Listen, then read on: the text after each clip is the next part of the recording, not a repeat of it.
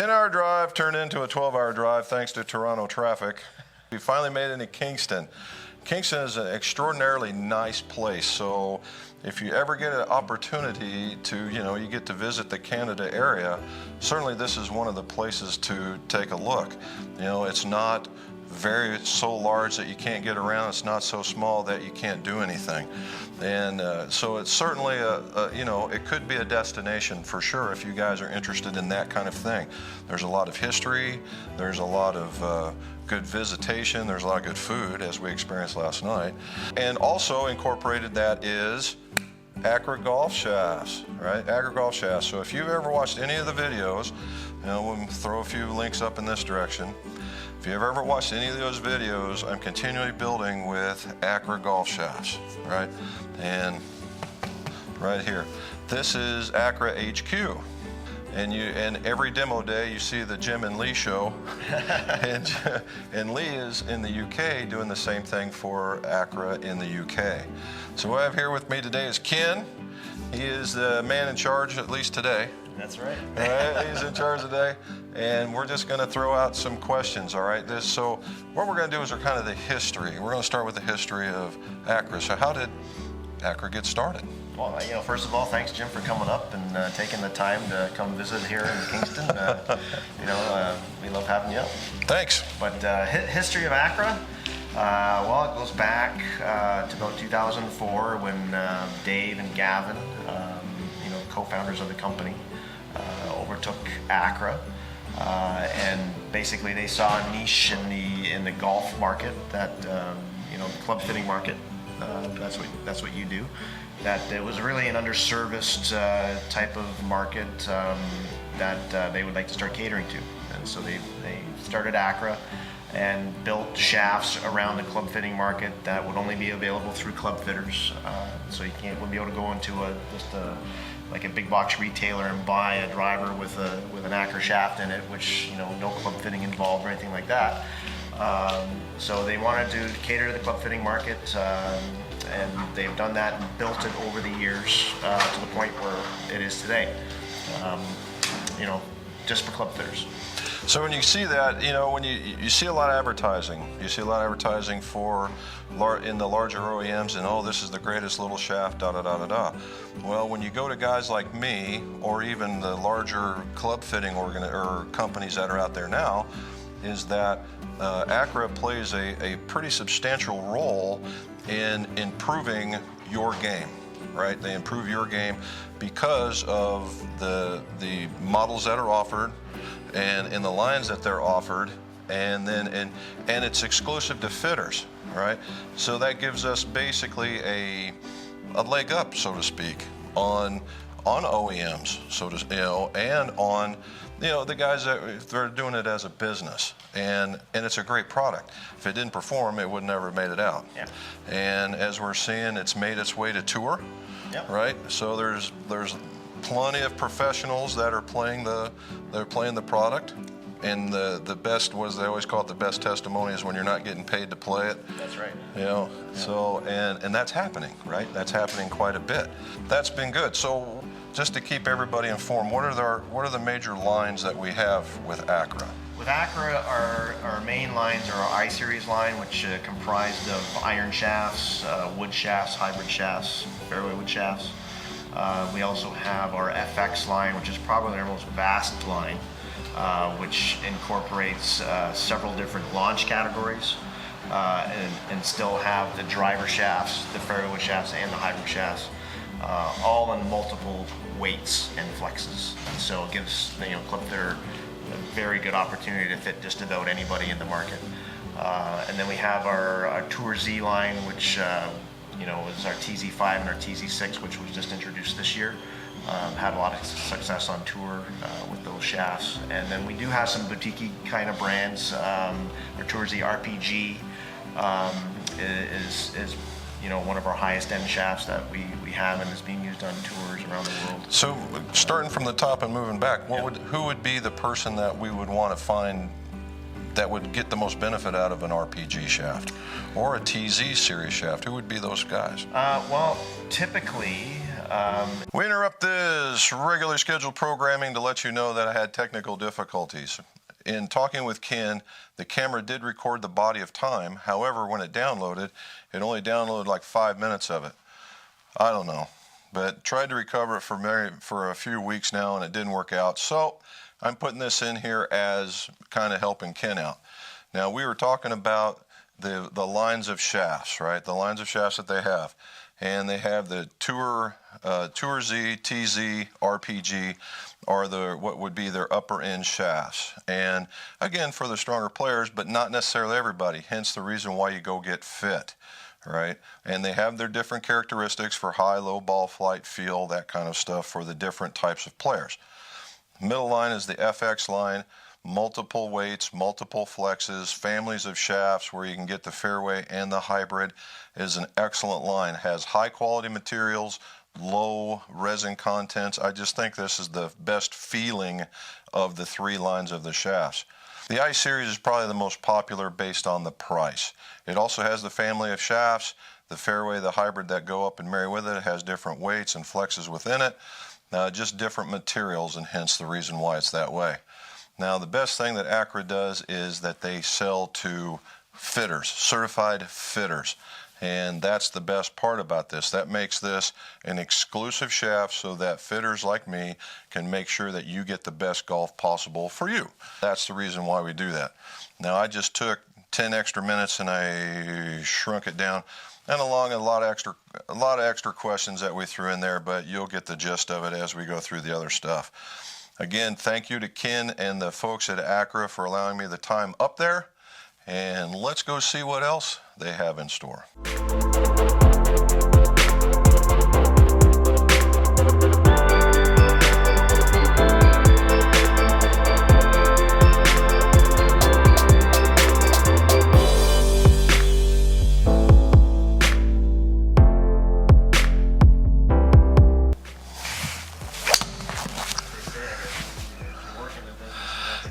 That's it, right?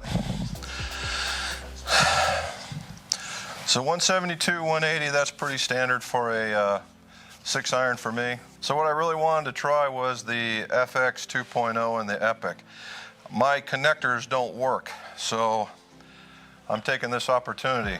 All right, FX 2.0 M4 250, that's a whole lot of numbers.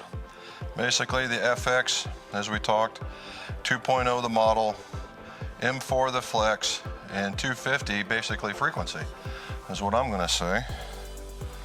Choke down just ever so slightly and see what we got.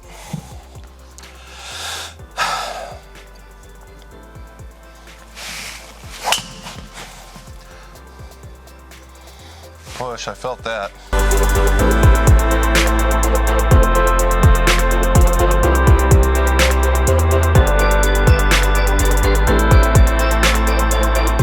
Okay, TZ6. TZ6 M4. Let's see what this one does. Kind of give you an idea.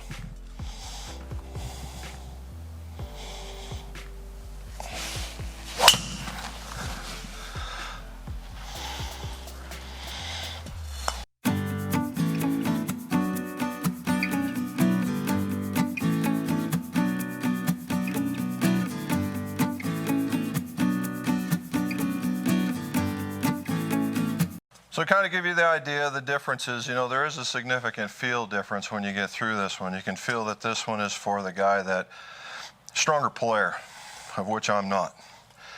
But it gets through the ball pretty good though. I mean, it's hard not to like it. So that's the reason why you go through the fittings, right? So you can get the best performance out of there, and just to show you the significant difference between the different models. That's what we're doing. Now the fun part, let's see why these shafts do what they do. And what was that last bit? I was just measuring the gram weight. Oh, that was a gram scale. Okay, and just so it doesn't roll off. That's the reason why everything's there. Okay. So while they're gone, they're going to bring in Reed. Reed's the guy that does this quite a bit. What we're going to see is the S3 machine. This is their profiling QA. It's going to show us a lot about what's going on in the world of shafts. All right, this is where we talk about torque. This is where we're going to talk about flex. This is where we're going to talk about shaft straightness. We're going to talk about bend points. Now, what's going to happen is up in here, they do a balance point check and a gram weight check first, and we're going to go over that, and I'm going to show that to you, and then we're going to go to the machine.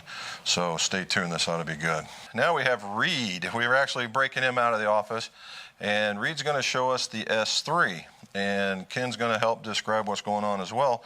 Now, as I've been told, the S3 is basically, it's a one of two. It's a one of two units. The other one sets at Cool Clubs in Arizona.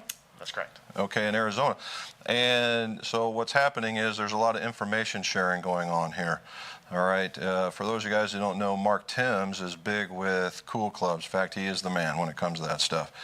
Timms is a, how shall we say, he's like me to the nth fold when it comes to tools. If it's bright, shiny, and more techy, it's in his place.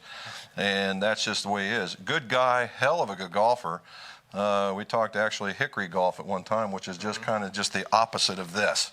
All right, and quite the Hickory golfer as well. Good guy. Anyway, so what we're going to do is we're going to let Ken and Reed take you through basically what do we use this for? It's a QA?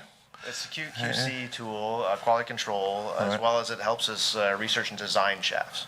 Okay, so we can, take a look at what we want to do with the shaft, run some samples through the S3 machine and say, okay, we need to build some prototypes that will have a stiffer butt section, this kind of mid, this kind of tip with this kind of torque.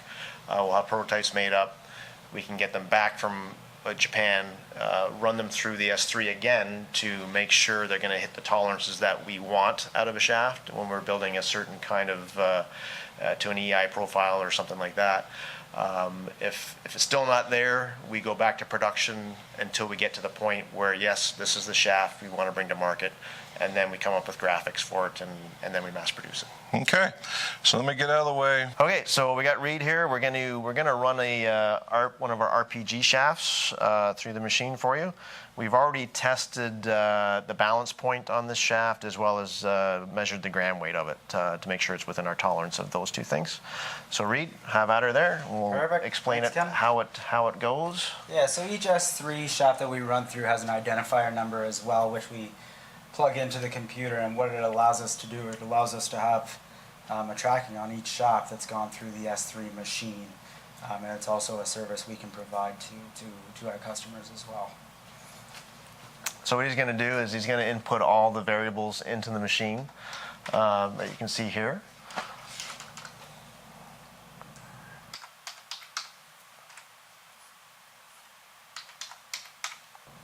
Next thing he puts it into the pneumatic clamp, which secures the shaft. So the S3 basically mimics a golf shaft as it's being used in someone's hands. Okay, so it's clamping it at 5 inches. And the first thing it's going to do is it's going to, so like a 30-point increments that it goes around the shaft to measure straightness. Okay, and it's a camera-based system that can measure up to 3,000 points along the shaft. Okay, so right now it's measuring the straightness of the shaft. So why is the shaft straightness so important? Well, shaft straightness is very important just from a mere aspect of being a consistent shaft. If it's not straight, okay, it usually means that there's something on one side that's not even compared to the other side, or vice versa. So when it's straight, it means it's a very consistent round shaft, which when you build a club with it, that is going to perform more consistently. Okay. And so we attach a chuck to the tip of the shaft, and basically the chuck simulates the iron head or the driver head, and in this case the driver head. The driver head. Yeah. So how much does the chuck weigh? The driver head chuck weighs 205 grams. 205. Yeah. Standard, mostly standard driver head when you put all the adapters and crap in it? Somewhat, yeah.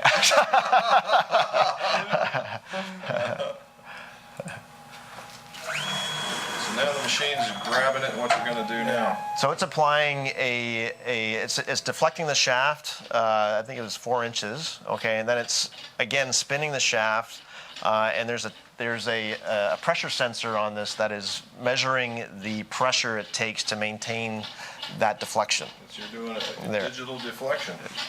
Yeah, basically. So it's measuring, and what this is doing is it's finding out it's building the EI profile basically from this process.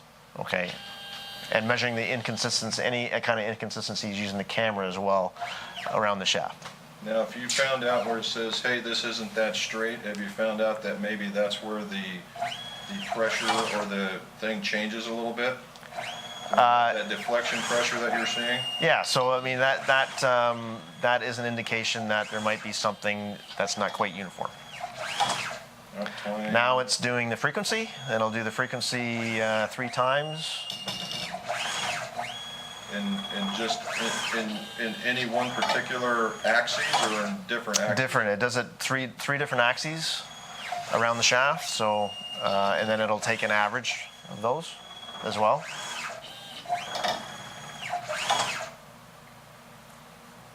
There, and now it's going to move on to torque. And it's going to do torque both ways. So it'll do it one way first and then do it the opposite way. It applies an electronic torque, not necessarily the dynamic torque. Like you normally see where you got an arm and then you put a weight on it and watch it go, Yeah. hopefully it don't break. Yeah, so that's all done now. So a process that would normally take a guy maybe an hour to do all that, the S3 machine will do all that process on multiple planes, not just one plane, in about 2.5 minutes. All right, so now now from the nerdy part of it, you've got it. What I'm doing is I'm really locking in on the information that this thing's going to provide. Yeah. Right. So we have the straightness profiles on the side. Yep, straightness here. And so that's showing us that what would be a good straightness profile, and what would be something that you guys would consider out of tolerance? This is extremely straight. Okay. This is there's probably I'd have to say this is probably one of the straightest shafts you'll find on the market. So we're not seeing a deflection of more than what, Yeah, 5 very 100ths, small. Yeah. 50 100ths as the case may be. Yeah. Any one bright, and then over there, the next one is the curvature, the big curve, the bottom. This one here, Yeah. this is like this is the EI. So what is that There. telling us? That's butt to tip. Is that the idea? Yeah. So Yeah, the butt's on tip. the left, tip's on the right. Yeah. So this is saying that this thing is really butt stiff.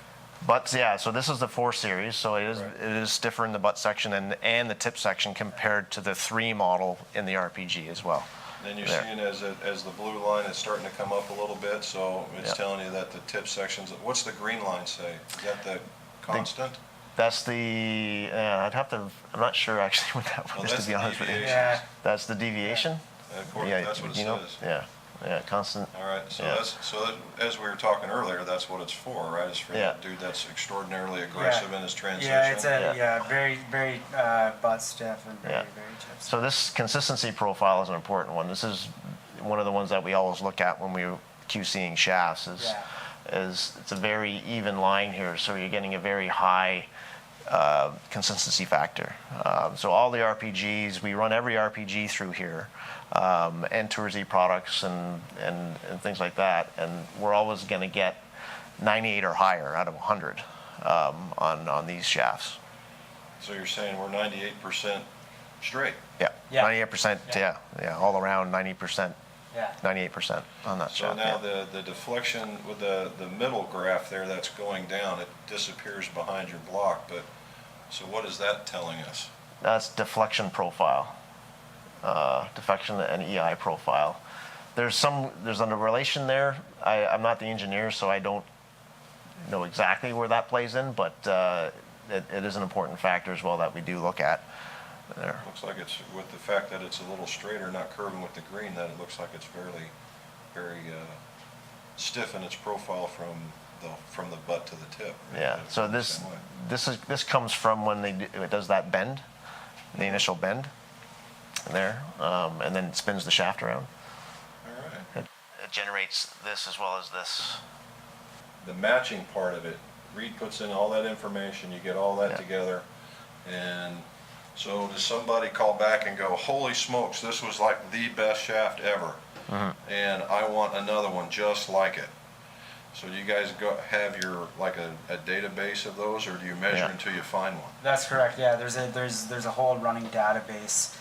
Goes back to when the S3, was first designed. We keep a running track of Yeah. all the shafts that have been tested over the So there's a years. reference number now for this particular shaft right here. That gets printed on the butt section. Okay, so when the club fitter orders the product, they probably want to record this number.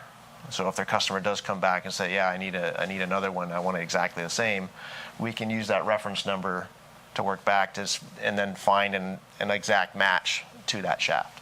And that's with what you have in stock, you go and test a Yeah. handful of them, find out what Yeah. you need, and then boom, there it is. Yeah, well, since they've already all been tested, they all have numbers on them already, so it's just a matter of searching through the database, finding out which one we still have in stock, kind of thing. We probably have more than one that would match perfectly, and just tracking it down really is the time is the time it takes to do that. All right, There. so there's the S3 in general, and that's how we get the shafts from point A to point B. That's Me right. being B, you being A. Yeah. Well, very good. So if somebody says, hey, I really like this, but you got something with a little more torque in it, a higher torque number of value, is that something that you would find, or is that something you consider going forward in another model if you get enough requests, or how is something like that done? What, in terms of- do you get somebody that, let me ask you, I know it's not coming from me because I'm not asking that kind of question, but do you get those kinds of questions? Man, if you just had X model and it had a little bit more of this, or a Yeah. little bit less of Yep. that, or a little bit whatever. Yep. And so Yep. does that get tested? Oh yeah. Or does Yeah. that get even evaluated? Or? Oh, absolutely. We get a lot of our ideas come from the club fitting community, and we get a lot of those questions. If we had a shaft that did this or did that, and we'll try it. We'll definitely try it, and we'll have prototypes built up, and we'll test them not only with the S3 machine but with players. And if it's something that we think is viable and that we can build more models around it, so it now becomes useful to a club fitter, because one shaft doesn't do a whole lot, but we want to make sure we can build a family around something that can fit not only public golfer to professional golfer, kind of thing. So yeah, if it's something that we can design and it's going to have a benefit to a player, then we will try it. Okay. Yeah. So we know that we do all this testing to give us all these numbers. And so who's the one that says, this makes the ball go low, this makes the ball go high, because weight and torque, but in these particular sections, who's the ultimate final authority, and how do you relate that number when you get it and you go, wow, this one's going to be a low baller? And then who does what in determining that stuff? Well, it's a combination. So, I mean, we'll say everything, but a lot of what we do starts with tour. It's finding out what's happening with club heads coming out, because that has a big factor in what we do with our designs. So and we usually get a leg up on that kind of stuff, what's happening in the OEMs with their club heads and things like that, so we can adapt faster. So from there, we'll be on tour. We have 2 tour reps out there that are there every week. They'll be conversing with not only the OEMs but also with players, doing player testing, and they'll figure out that, hey, we need a shaft that is going to work with this club head to bring the spin down, or vice versa, or whatever it might be. So from there, it starts with tour. And then we get into a prototyping mode, start building something. We'll get some prototypes made up once we're pretty satisfied that we got something, and we'll send it to our dealers to start testing with some of their customers and things like that, to make sure that we're on the same page with building on that design, you know, lighter weights, heavier weights, and things like that. So the final determination of what works or not is really a combination of from the tour player to the average golfer, and what's working from them, and the feedback that we get from the club fitting community.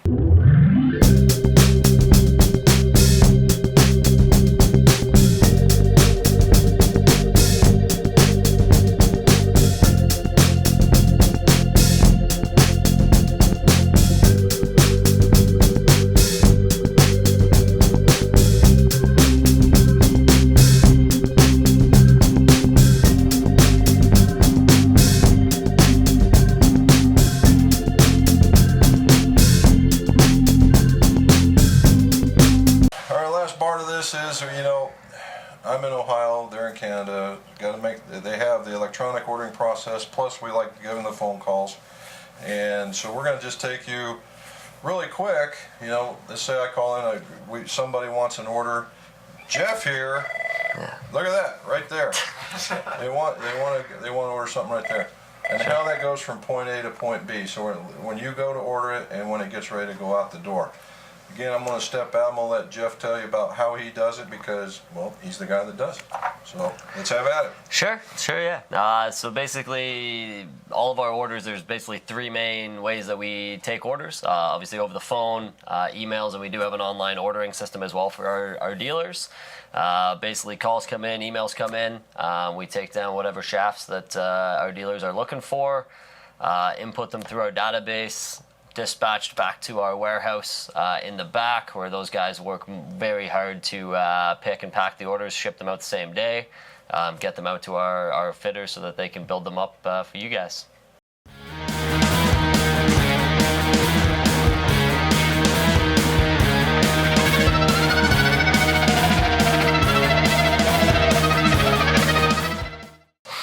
So this is when the orders get dispatched, obviously from us back to the warehouse guys back here, printed out. They obviously you can see Woody working here, packing an order as we speak. Go around with the carts, pick all of our inventory in behind you, all down this wall here. Basically the orders get picked right away. We can do etching right in-house here in the warehouse. We can hopefully show you some of that as well. Guys pack them up, get ready to get picked up at the end of the day by UPS. There we go. So how many orders are we doing a day now? We're sending out, the last couple of weeks, we've been, I think, anywhere between like 95 and 120 boxes a day out of here, which is pretty good. On average, we're usually probably, depends on the time of the year. Obviously, the busy season, we're upwards of 120, 130 boxes. Sometimes in the slower season, even we're down maybe 70, 80, but still a lot of boxes getting picked and packed out of here. We obviously pack anything from a single shaft order all the way up to the hundreds and hundreds of shafts at a time for guys. So basically, tons of inventory here, lots of different shafts all the way through. Everything on the walls. The warehouse guys do a pretty good job of keeping, obviously, everything in line, stocked on the wall. Basically, every morning when they come in, anything that's overstocked or on the skids or up above gets restocked onto the shelves, so that it's quicker for them to pick throughout the day. But yeah, lots of inventory on hand at all times. If you look at this, look at him, and then you look at all of that. And just get the immensity of what's going on just on one wall. Yeah. Right? Yeah. That's pretty substantial for we're a smaller company. Oh yeah, okay, right. So that's where it's at. All right. Yeah. So then what? It gets picked? Yeah, so these guys obviously working back here. I don't know if Woody's got an order pulled up over here. Sorry, but yeah, basically you can see everything goes through here. We have our scanners, so every shaft that is sent out of our warehouse is scanned. So obviously the orders come through, they're printed out, scanned into the system, and every single shaft that is picked is scanned out just for inventory control, obviously order accuracy, things like that. We want to keep track of that. Then once the boxes are packed, they are Obviously labeled for UPS, ready to go on the skid here that gets picked up at the end of the day.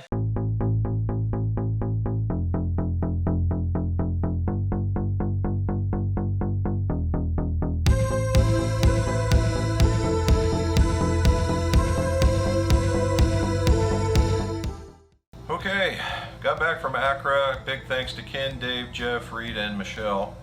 And we found out a few things that, you know, normally would just float by most folks, but it impacts guys like me that do the custom fitting and want to put the best stuff available in the clubs for you. So hopefully you learned a little bit, you got a little bit of a, you know, warm fuzzy about the product that we're using, and, you know, get the first insight on some of the first news that was happening with ACCRA. Hopefully you liked it. Make sure that, you know, you go get fit, and let's see your scores. Go low.